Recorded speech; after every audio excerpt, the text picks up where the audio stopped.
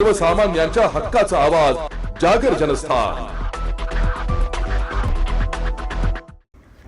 नियोजित वधूचे अफेअर उघड झाल्यामुळे डिप्रेशनमध्ये गेलेल्या आयकर अधिकारी असलेल्या वराडे लग्नाच्या आदल्या दिवशीच आत्महत्या केल्याची घटना 17 एप्रिल रोजी रात्रीच्या वेळी घडली आहे। नाशिकमध्ये आयकर अधिकारी असलेल्या हरे कृष्णा पांडे यांचा वाराणसी येथे मूळ गावी एका युवतीबरोबर साखरपुडा झाला होता। साखरपुड्याच्या कार्यक्रमाला नियोजित वधूचा प्रियकरही हजर होता।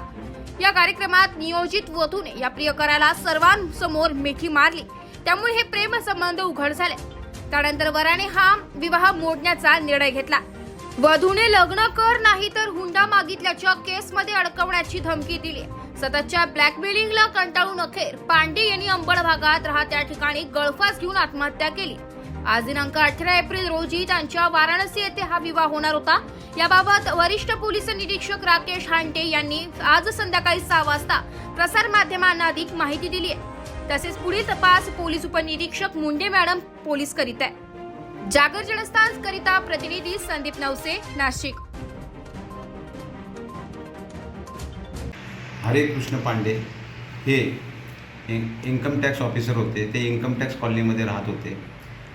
त्यांचे वाराणसी येथे त्यांच्या मूळ गावी एका महिलेशी विवाह ठरलेला होता, परंतु त्या महिलेचा विवाहबाह्य संबंध असल्यामुळे, दुसऱ्या मुलाशी प्रेम असल्यामुळे आणि ती महिला यांना मानसिक त्रास देत असल्यामुळे डिप्रेशनमध्ये जाऊन पांडे यांनी आत्महत्या केली गळफास लावून।